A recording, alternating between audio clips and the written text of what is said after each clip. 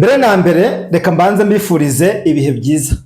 Nanone kandi reka mbifurize kugubwa neza inshuti zacu n'abakunzi bacu mukomeje kubana natwe aho mudukurikiye naho mutwumva muherereye hose hirya no hino ku isi mu bihugu bitandukanye, ari abari ku mugabane wa Amerika, i Burayi ndetse no ku mugabane wa Aziya, ku mugabane wa Afurika mu bihugu bitandukanye. Turi ku gicamunsi kuwa gatanu ku itariki 10 z'ukwezi kwa kane umwaka ni 2026. Tugarukanye amakuru mashya, ni amakuru dakwiye gucikwa. Niyo mpamvu tuba dusaba umuntu wese ubanye natwe bwa mbere, ariko niba wifuza kumenya ukuri ndetse no gusobanukirwa byinshi kurushaho, abo dusanga tubana nabo barabizi rwose, gahunda ni yayindi, ntabyo guca ku ruhande rwose. Nta cyakubuza gukanda kuri subscribe, nta cyakubuza gukanda kuri like. Ubu noneho ugiye kumenya iby'ingabo zakoze muri Kivu y'Amajyepfo, ingabo za leta. Abamaze iminsi bahakana ibitera ingabo za leta Kongo Kinshasa ziri gusuka umuriro n'amabombe kuri 23, ibikomeje kugaragara buri muntu wese. Urupfu rutunguranye cyangwa se kumenyekana ko urupfu rw'umwe mu basirikare bakomeye ba 23, uko tumvikana cyangwa se amacakubiri hagati y'abayobozi ba 23, ibikomeje kuba ikibazo gikomeye cyane. Ubu noneho amakuru yose tugomba kuyazana gatanu ku kandi. Uraza kumenya ibya General Sultani Makenga nubita General Baudouin Ngaruye. Uraza kumenya kuba 23 ikomeje gushyiraho inzego zose, ariko inzego z'igisirikare ntizishyirweho. Gusimbuzwa kw'abayobozi bagiye batandukanye bagahabwa izindi nshingano, yaba mu mujyi wa Goma no mu bindi bice bigiye bitandukanye. Nuvuga ngo 23 iracyakomeje kugaragaza ko ikiri muri bino bice ikibigenzura, ariko noneho nuvuga ngo umujyi wa Goma, by'umwihariko ikibuga cy'indege cya Goma, ubu ngubu kiri mu bintu bihanzwe amaso. Umujyi wa Bukavu uri mu bintu bihanzwe amaso. Kinshasa iri gutegura icyo bita operation ya nyuma yo kwisubiza bino bice by'ingenzi. Imirwano imaze iminsi ibera muri teritwari ya Mwenga, muri Walungu, Fizi na Baraka, muri Uvira, mu Minembwe. Iyi mirwano yashegeshe cyane cyangwa se yashengabaje uruhande rwa 23 ndetse na twirwanira, kuko nibo bari kugabwaho ibitero. Abarwanyi bizinye cyamba bararashwe n'ubu baracyaraswe, ariko si ibyo gusa. Uruvuga ngo operation ingabo za leta zamaze gutegura niyo kwisubiza ibice by'ingenzi by'imijyi, kuko niho hantu hashobora kugaragaza ingufu z'igisirikare cya leta. Si ibyo noneho rero, by'umwihariko reka duhere ku makuru y'icyo bita intambara yazindukiye muri Kivu y'Amajyepfo. Drone zongeye kurasa. Nabwo ngo nimwumva ngo 23 ngo yaje gutangaza ko drone zarashe, mujye mumenye icyabaye. Noneho tureta tugaruka ku musirikare bamwita Brigadier General, ufite ipeti rya Brigadier General muri 23. Uyu nguyu ibyagizwe ibanga byamaze kumenyekana. Nuvuga ngo uko tumvikana ko barwanyi ba 23 bari n'abayobozi, noneho byaje no kugira mu basirikare batoya uku gucikamo ibice. Noneho baza gutangaza abagiye bagwa ku rugamba bose, bavuga bati runaka niwe watumye runaka yicwa. Ibiri kubera hehe? Muri Kivu y'Amajyepfo.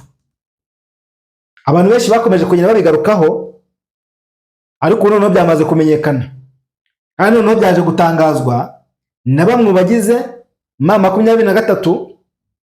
Uko kutumvikana rero gukomeje gutuma hamenyekana amakuru menshi. Mbere na mbere rero reka duhere ku mirwano iri kubera muri Kivu y'Amajyepfo. Kivu y'Amajyepfo hari kuba icyo bita intambara ikomeye cyane. Ni ibitero byatangiye mu gitondo cya kare cyo kuri wa gatanu ku itariki 10 z'ukwezi kwa kane, aho amakuru avuga yuko mu bice by'Imurenge aha ngaha hamaze iminsi hari kugabwa ibitero bikomeye cyane. Aho ngaha muri Imurenge, Mikenke, Bidego, Karingi. Ngo muri teritwari ya Minembwe abari gutaka bari gutabaza ni twirwaneho n'abanyamurenge, kuko buriya twirwaneho ntabwo ijya yambuka ngo igere mu bindi bice, yo irwanira muri no akise yo mu Minembwe cyane, muri za Warungu no muri Mwenga no muri Uvira. Ibi nibyo bice twirwaneho irwaniramo, ntabwo twirwaneho ijya kurwana muri Kivu Amajyaruguru. Iyo iguma hano hehe muri Kivu Amajyepfo. Noneho 23 iyo ikaza ije gutanga ubufasha cyangwa se ije gusapotinga twirwaneho, kuko 23 bo nuvuga ngo bafite ingufu nyinshi kuruta twirwaneho. Niyo mpamvu twirwaneho iyitabaje, iyo baye ngombwa 23 niyitabara, kubera ko n'ubundi bafatanyije urugamba cyangwa se ibikorwa byo kuwangana n'ingabo za leta, ingabo z'u Burundi, FNDB, Wazalendo n'abafatanyabikorwa barimo abacanshuro cyangwa se ingabo za Angola. Cyane ko kuri ubu ngubu ingabo za Angola cyangwa se abafatanyabikorwa b'ingabo z'igisirikare cya Repubulika Iharanira ya Kongo nibo benshi cyane. Nayo mpamvu bakomeje kuzenguruka kuvuga ngo bigaruriye agace runaka, bafashe umujyi runaka cyangwa se binjiye mu gace runaka. Ingabo nyinshi za 23 zafatiwe ku rugamba cyangwa se zabashije kujya gutegwa ambush. None uko amakuru bitangaza hano muri Kivu Amajyepfo, amakuru avuga yuko igitero cyifashishijwe drone cyagabwe mu gace ko muri Mikenge, ahari ingabo ahari hasanzwe hari ingabo za FRDC cyangwa se igisirikare cya Repubulika Iharanira ya Kongo. Aba ngaba bakaba bari bagabwe bafatanyije n'ingabo z'u Burundi, FNDB na Wazalendo. Mu gihe ingabo z'u Burundi zirimo ziravugwa mu misozi itandukanye, yaba hano mu Minembwe, yaba hano mu bice byo muri Ndondo, muri grupoma ya Bijombo hamaze iminsi havugwa amakuru menshi y'intambara. Muri Bibogobogo umuyobozi wa twirwaneho yatangaje yuko umwanzi yamaze kuzenguruka cyangwa se yamaze kugira mu bice hafi ya byose. Uyu ni umuyobozi wa MLDP twirwaneho. Uyu yatangaje neza ko Kivu Amajyepfo mu bice byo muri Uvira, mu bice byo muri Walungu no muri Mwenga, aha hose ingabo za leta n'abafatanyije bamaze kuhinjira. Gutangaza ibi ngibi rero byari uburyo bwo kugira ngo babwire abaturage cyangwa se babamenyeshe ko n'ubundi bagomba kwitegura. Hari ibyizi nyeshyamba zagiye zitangaza, ariko abantu benshi bagasobanukirwa ibyakozwe. Nk'ubu uyu mutwe ntabwo uremera ko watsinzwe urugamba, uracyakomeje guhatana cyangwa se kurwana, ariko mu matangazo uri gushyira hanze uri kugaragaza ko hari impungenge z'ibiganiro biri kuba hagati y'impande zihanganye, ariko biri kubera hehe? Mu Busuwisi. Ntabwo bino biganiro rero byitezweho umusaruro urenze ibyatangarijwe muri Katari i Doha cyangwa se n'ibyatangarijwe i Rwanda mu gihugu cya Angola. Ntabyo, kuko Kinshasa yamaze kubona yuko ifite ingufu zanesha izi nyeshyamba, bakabamura ibice byose barimo bakoresha ingufu za gisirikare. Mu gihe 23 nibwo buryo yahisemo na twirwaneho. Noneho amakuru agaragaza ko ziriya drone uburyo zarashe kuri uyu munsi, ziriya drone bivuga ko ngo zitaramenyekana neza inkomoko yazo, kuko ngo zakoreshejwe mu kugaba ibitero ku birindiro by'ingabo za 23, ndetse bikanavuga yuko amakuru yizewe izi drone ngo zaturutse mu buryo nuvuga ngo zakoze mu buryo butunguranye. Hariya nta ingabo za leta zikomeje gutuza, ijoro barasa, amanywa bakarasa. None abarwanyi ba 23 bari guhunga, bikomeje kuvuga ko bari kuva ku rugamba, ariko biturutse ku makuru bakomeje kumva yaba mu bayobozi bakomeje kugwa ku rugamba. Nuvuga ngo target y'ingabo za leta Kinshasa rero ni ukurasa, ariko bakarasa nta kintu na kimwe bitayeho. Iyi niyo target y'ingabo za leta ya Kongo. Nuvuga ngo bo bari kurasa, ariko bakarasa batagetinze ahari ubuyobozi. mu minsi yashize byatangajwe ko aho bita muri Nzibira mu mwaka ushize w'ibihumbi 2025, iyi Nzibira byavugaga yuko uwitwa Brigadier General Byamungu Dieudonné yarasiwe muri Nzibira, ndetse bakavuga yuko kuraswa kwa kwa Brigadier General Byamungu Dieudonné kwabaye mu kuvana abasirikare muri Kivu y'Amajyaruguru, muri Rumangabo no muri Cyansu, ariko aba basirikare bakavuga ko ngo barasuwe muri Nzibira mu gihe bari bamaze kwa deployingo. Nyuma uyu mugabo yaje kugaragara, ariko mu minsi yashize nyuma y'uko Leta Colonel Ruringoma bitangajwe ko yishwe cyangwa se yapfuye, hari abakomeje kugenda bagaragaza ko uyu musirikare yapfanye n'abandi basirikare bakomeye, ariyo migambi ingabo za leta zari zifite. None bakaba bari bagamije kujya gutsimbura cyangwa se kurangiza burundu iyi ntambara. Gutakaza abasirikare bakomeye ni ugucika intege ndetse no kubura imbaraga za kongera ingufu ku rugamba bari bariho. None mu bavuga ko bapfanye Leta Colonel Ruringoma, ubundi bavugagamo abasirikare bagera kuri 4 bakomeye, none hakazamo n'abarinzi babo, bose hamwe bakaza kuzura 19. Aba bantu bagera kuri 19 bapfuye cyangwa se baguye ku rugamba muri Kivu y'Amajyaruguru, muri teritwari ya Masisi, by'umwihariko mu nkengero za Rubaya. Hajemo amakuru avuga ko General Sultan Makenga yarasuye muri kara gace, ariko nyuma amakuru aza kumenyekana ko uyu musirikare atigeze yitabira iyi nama yabereye muri kara gace. Yari yamaze gutanga amabwiriza, ahubwo hagiye kwiga kuri ayo mabwiriza. Ubundi bivuga ko abantu 19 bapfuye mu nyeshyamba z'umutwe wa 23, barimo abasirikare bakomeye, barimo Brigadier General Byamungu Dieudonné Maheshe. Uyu yari umwe mu basirikare bazwi, nk'uko abantu bagiye bumva ngo Brigadier General Byamungu Dieudonné, aho bita ba Colonel Kaceri, n'abandi basirikare bagiye bakomeye, Colonel Imani Inzenze. Aba ni abasirikare ba 23, ariko amakuru avuga yuko bamaze kugwa ku rugamba, bahitanywe n'ibisasu, bahitanywe n'ibitero ingabo za Leta ya Kongo Kinshasa zagiye zisuka kuri 23. Hano muri Rubaya rero njya ngo ndakuvuga ngo muri Masisi niho hantu 23 izi neza ko idashobora kwibagirwa. Igisirikare cya Kongo cyakomeje kubizinzika, nticyabitangaza, abaturage bakomeje gukurikirana amakuru yose, ariko none ubu byamaze kwemezwa, byamaze gutangazwa ko uyu musirikare yaba yaraguye mu gitero cyahitanye Leta Colonel Ruringoma, ibyatumye hatabaho kujya gushyingura uriya musirikare, kuko atapfuye wenyine, yapfanye n'abasirikare benshi, barimo 4 bakomeye n'ababarindaga n'abarinzi babo, bose hamwe bakaba 19.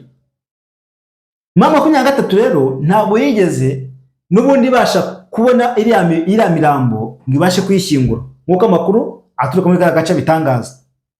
Igitero uburyo cyagozwamo cyangwa se cyabayemo ni uburyo twavuga yuko cyakoreshejwe ikoranabuhanga ryo ku rwego rwo hejuru.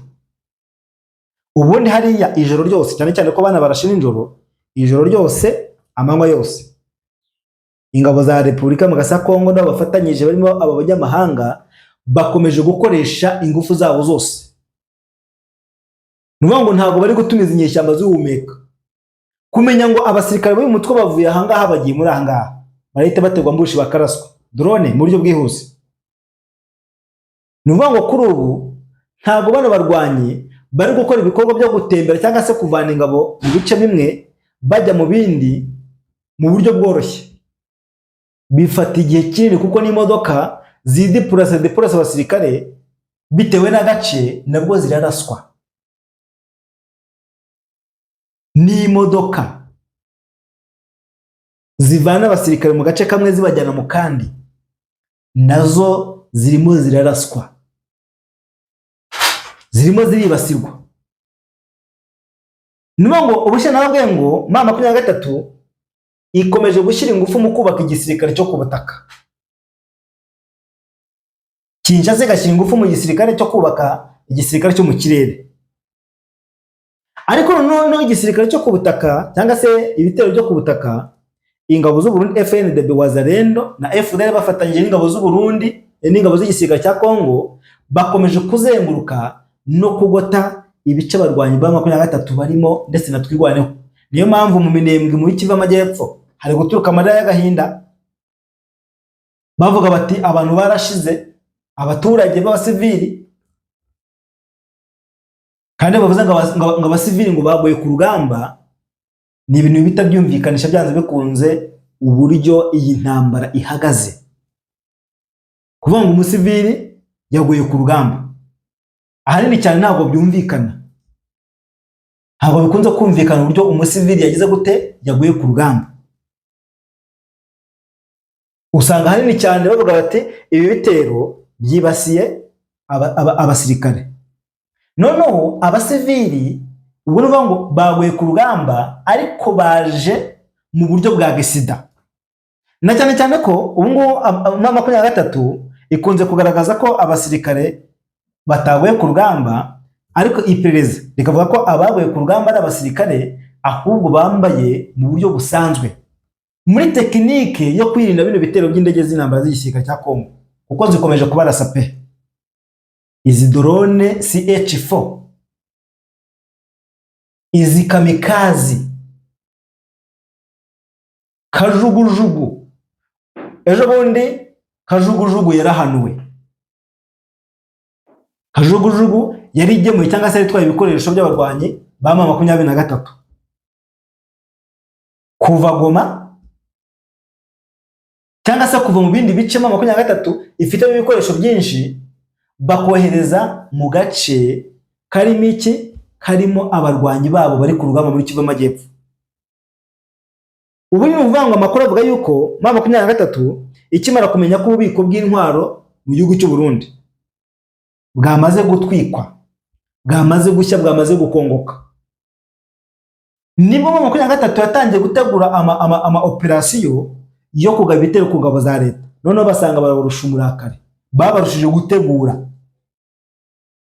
Ubundi imirwano iri kubera muri Kivu Amajyepfo, FARDC yamaze gutegura operasiyo yo kongera gukaza umurego muri bino bitero, ariko basanga ingabo za leta bafatanyije.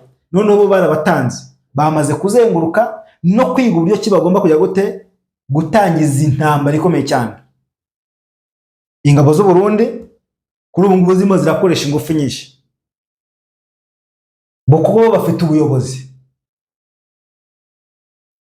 ubuyobozi, ariko saizi abarwanyi ba M23 haravugamo ibice bibiri. Haravugwa kugwa ku rugamba kw'abasirikare bakomeye, bigatuma izi nyeshyamba zicika intege. Noneho hakazamo n'icyo bita umwiryane, kutumvikana hagati y'abayobozi. Aho amakuru avuga ko bamwe bashaka gukaba cyangwa se gufata ubuyobozi bugashirimbuzwa ubundi. Uko kutumvikana buri muntu wese avuga ngo hano wayoboye nabi. Bara n'abasirikare bakuru bita General Baudouin Ngaruye, General Sultan Makenga n'abandi basirikare bakomeye. Aba n'abasirikare bakuru, buri wese ari kugaragaza imiterere y'urugamba yahinduka kugira ngo M23 yongere kugira ijambo. Uku kutabyumvikanaho n'abasirikare bakomeye bagiye bapfa nibyo bikomeje gutuma habaho kujya gute kwijujuta ku basirikare, kubura communication. Noneho bagatangira kwishyikiriza ingabo za leta, abandi bakajya mu mashyamba. Ubu n'uvuga ngo bamaze gutegurwa uburyo ki M23 igomba kwigarurira, igomba gutakaza ibice by'ingenzi, kuko FARDC yize uburyo kigiye kwigarura umujyi wa Kivu Amajyepfo wa Bukavu. Bagiye kwigarura Bukavu yose n'umujyi wa Goma, kuko Goma yo iri muri systeme rwose ya vuba. Ari nayo mpamvu benshi bavuga ngo niba M23 ishobora kuba yatakaza umujyi nka Goma, izi nyeshyamba nazo zishobora gutakaza umujyi nka Goma zikawuvamo burundu. Haba hasigaye iki? Gutakaza umujyi nka Goma haba hasigaye iki? Kuko abarwanyi ntabwo bafite uburenganzira mu bice barimo, nubwo babirimo, ariko babirimo bavuga bati ejo n'ejo bundi dushobora kuba tudahari. Niyo mpamvu abaturage kuri ubu bakomeje kwijujutira imisoro ihanitse bavuga ko batanga, bakomeje kwijujutira ukutisanzura, umutekano, kandi ibitero ingabo za leta zigaba kuri 23 ni ibitero byemewe. Ni ibitero byemewe bigaragaza ko imiryango mpuzamahanga n'ibihugu bikomeye bikomeje gushyigikira. Noneho uko byatangajwe ibitero bya drone noneho byabaye nyuma y'iminsi mike, ingabo za leta ya Kongo Kinshasa FARDC n'abafatanyabikorwa bazo bagabye ibitero bikomeye cyane mu bice bituwe n'abaturage bo muri Kivu y'Amajyepfo, akenshi abanyamurenge, cyane cyane mu gace ko muri Ndondo. Muri Ndondo ibintu bikomeje kurushaho kuba bibi. Noneho aka gace kari muri metero 60 uvuye muri Mikenge, muri Ndondo muri grupoma ya Bijombo, ahari ku bice bita ibitero bikakaye. Ahari kuba ibitero bikomeye cyane hano muri grupoma ya Bijombo. Nkuko bitangazwa, ibitero byibasiye muri no minsi ingabo za leta zagabye ibitero muri Ndondo metero 60 uvuye mu Mikenge. Noneho amakuru akavuga yuko nanone mu bindi bice imitwe yitwaje intwaro irimo Wazalendo na FDLR nabo bongeye kugaragaza intambara cyangwa se ibitero no mu bindi bice bituwe cyane nko mu Minembwe, nabyo ngo biri iki, biri nko mu birometero 10 uvuye mu Mikenge. Hano rero mu cyumweru gishize imihana itandukanye cyangwa se ibice abaturage batuyemo birimo agace bita muri Rundo, aho bita muri Karingi no muri Bidego n'ibindi bice byavuzwe, byagiye bivuga kugabaho ibitero ndetse n'ingabo za leta ku bufatanye n'ingabo z'u Burundi, imitwe ya Wazalendo FDLR. Abaturage bavuga yuko ngo ibi byasize ingaruka zikomeye cyane zirimo guhunga, kwangirika kw'imitungo ndetse no guhungabana bikomeje kwiyongera. Noneho ku rundi ruhande mu ntangiriro z'iki cyumweru nabwo rwose ngo imirwano yakunze kugaragara mu gace ko muri Ndondo. Muri Ndondo hari rwose ibintu bikomeje kurushaho kuba bibi cyane. Amakuru atandukanye aturuka cyangwa se avuga ko ingabo za FARDC nanone ku rundi ruhande ngo bakoresheje drone zigaba ibitero mu bice byo muri Ndondo, ibintu bigaragaza ko impande zihanganye zatangiye gukoresha cyane ikoranabuhanga, kandi ikoranabuhanga rigezweho mu ntambara, ariko by'umwihariko nka drone.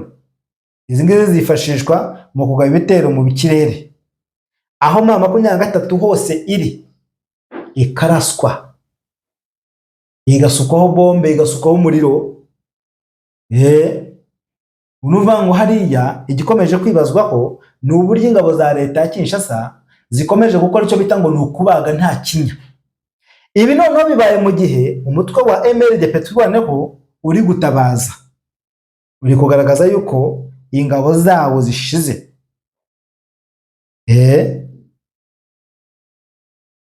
MLD turwane ikomeje guhangana niho rigizwe n'ingabo za leta ya Kinshasa, ingabo z'u Burundi Wazalendo FDLR mu ntambara imaze igihe mu misozi miremire mu ntara Kivu y'Amajyepfo. Iyi ni imirwano kandi ishingiye cyane ku makimbirane ya kiriya gihe kirekire ajyanye n'umutekano, imitungo ndetse n'amoko, aho ngo buri ruhande rushinja urundi guteza umutekano muke. Amasesenguzi mu bya gisirikare bakomeje kugaragaza ko bose ikoreshwa rya drone mu ntambara rishobora guhindura isura yo kuko ituma ibitero bikoreshwa cyangwa se bikorerwa kure, bikagabanya imirwano y'imbaraga ndetse n'imbonankubone hagati y'impande zihanganye. Ni ukuvuga ngo mu gihe FARDC yakoresheje tuvuge drone z'intambara zo mu bwoko bwa CH4 cyangwa se kamikaze, ibi ngibi bigabanya kurwana intambara yo kurebana. Ni ukuvuga ngo bigabanya intambara yo kurebana hagati y'impande zihanganye. Kuba ingabo za Repubulika Iharamariye Kongo FARDC n'abarwanyi ba M23 bashobora kurebana imboni nkubone. Iri koranabuhanga rero rikomeje kugaragaza ko hari uburyo bwo kwataka uruhande rumwe rwataka urundi hadakoreshejwe ibitero byo ku butaka. Kugeza ubu ngubu nta ruhande ruragaragara cyangwa se ruragira icyo rutangaza ku mugaragaro kuri biriya bitero bya drone, ariko none ngo biragaragara ko umwuka mubi ukomeje kwiyongera cyane muri kariya karere, mu gihe kandi abaturage bakomeje kuba rwose nyirabayazana w'ingaruka zikomeye z'imirwano ikomeje kubera hehe hariya. Ibi rero birumvikana, ariko muri ino misozi miremire mu minembwe rwose hariya ibintu bikomeje kurushaho kuba bibi. Muri Ndondo Gumino ubu ngubu irashinza guhotera abasivili no kwangiza ibiribwa mu gihe umutekano ukomeje gukaza umurego. Hariya hakomeje gucika igikuba, cyo bita igikuba, hakomeje gucika igikuba. Uyu munyapolitike bwana Patrick Muyaya nawe akomeje kugaragaza ko rwose nta kindi ingabo za Repubulika Iharanira Demokarasi ya Kongo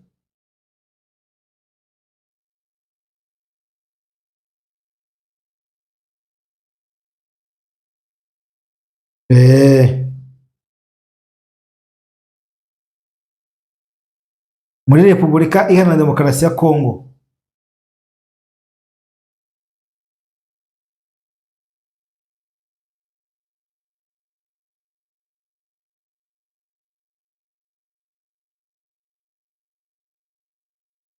ibintu bikomeje kurushaho kuba bibi cyane ndetse no kuzamba, uko umunsi ushira undi ukaza nako hakomeje kugenda hagaragara amakuru mashya arebana n'iyi ntambara. Nk'ubu ngubu hamaze iminsi muri Mambasa muri Kivu Amajyaruguru muri teritwari ya Rubero, ahangaha hari kugaragara ibikorwa byo kohereza cyangwa se kudeployinga abasirikare.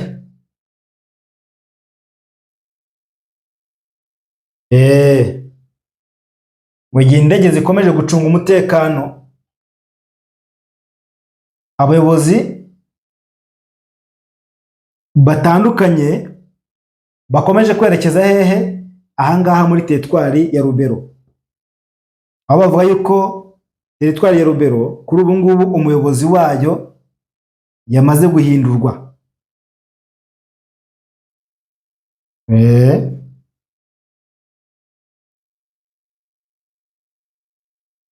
Umuyobozi rwose bwamaze guhindurwa.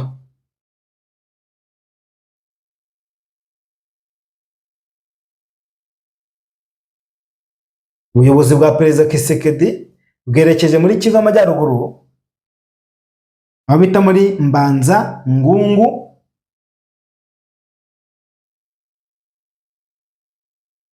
aho bakomeje gukurikiranira hafi ibikomeje kubera hehe ahangaha ku butaka bwa Kongo, gukura abasirikare mu bice abamaze gucakirwa cyangwa se gufatwa ku ruhande rwa 23 nk'uko amakuru abitangaza, 23 abasirikare benshi bakomeje kwishyikiriza ingabo za leta. Hari abari gufatirwa ku rugamba, ariko hakaba n'abari kuza ku bushake bwabo. Ariko aba bose icyo bahurizaho ni ukuvuga, ni ukugaragaza ko rwose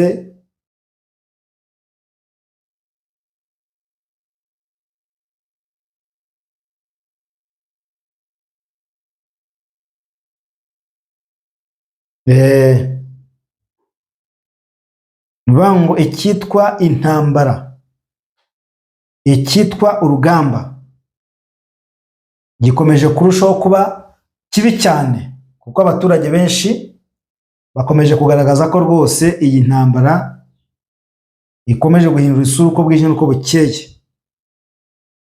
Urumva yuko rero rwose ntabwo byoroshye. Reka mbashimire kandi mbifurize kugubwa neza. Ubundi amakuru yacu yo nakagaruka.